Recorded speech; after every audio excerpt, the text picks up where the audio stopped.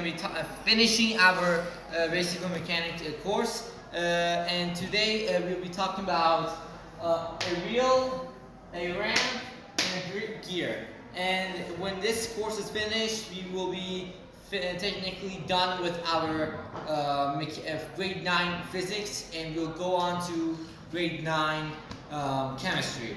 Now, chemistry will take a long time for us to post because right now it's our final term exams and we have a lot of work to do. But we will come back to you in the summer with chemistry and math and other stuff.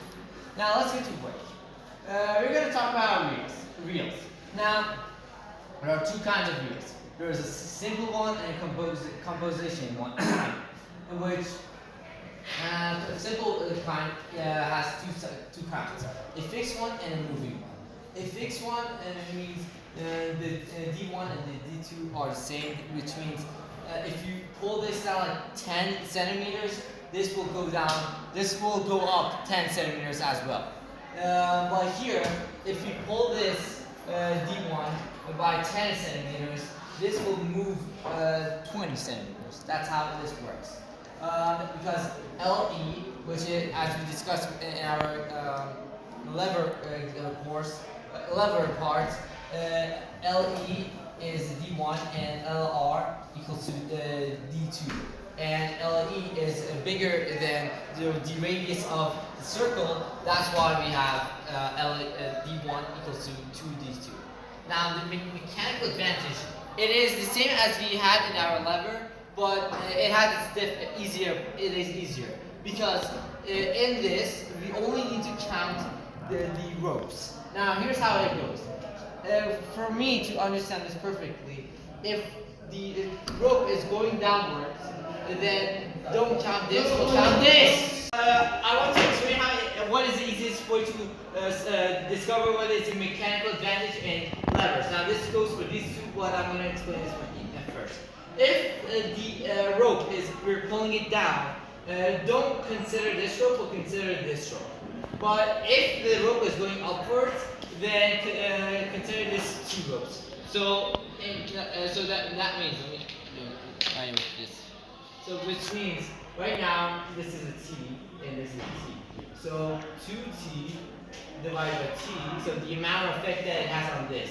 So equals to A equals to now 2 because this that which equals to A. Now that is the mechanical advantage. Now if you want to discover for this is a T, but this is a T. Do not consider this all the way down. Consider only this, which means T divided by T equals to 1. Okay, that's how we have these. Now in composition reels. If we have more than two simple reel is a composition reel. For example, we got two reels here. One which is fixed, and the other one is the moving one. So this is the moving one, and this is the fixed one. This is the fixed one here. This is the moving one here. You could measure all of these mechanical advantages here.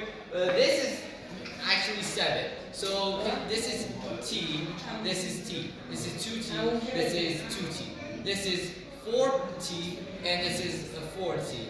And you add these, which means 7T divided by T equals to 7. So A, that's the mechanical advantage of this. And you can just measure all these together too. Now on this side, we have ramp. So ramp is an easy thing to say. I'm not going to just say what it is, but I'm going to tell you how you can just find out its mechanical advantage. So you need the height and you need the L. So you need the DE, which is the distance from our object to the top of our triangle or ramp. Now you need the DE divided by DR or L divided by H, which is our mechanical advantage. Now I got a bit easy example here. So right now H equals 20 and 30 degrees is our A equals to 30 degrees. And if you use this sinus grade 10 math, then LE equals to, L equals to 40. And right now we just have this. Now you could use your own, basically finding the mechanical advantage. But right now we're gonna do this. So 40 divided by 20 equals 2 equals to A. Always make sure you write the formula first. 2. And now, if you want to find out what is E, we need to have 2. 4, 10, and X, which proceeds to be X equals to 5.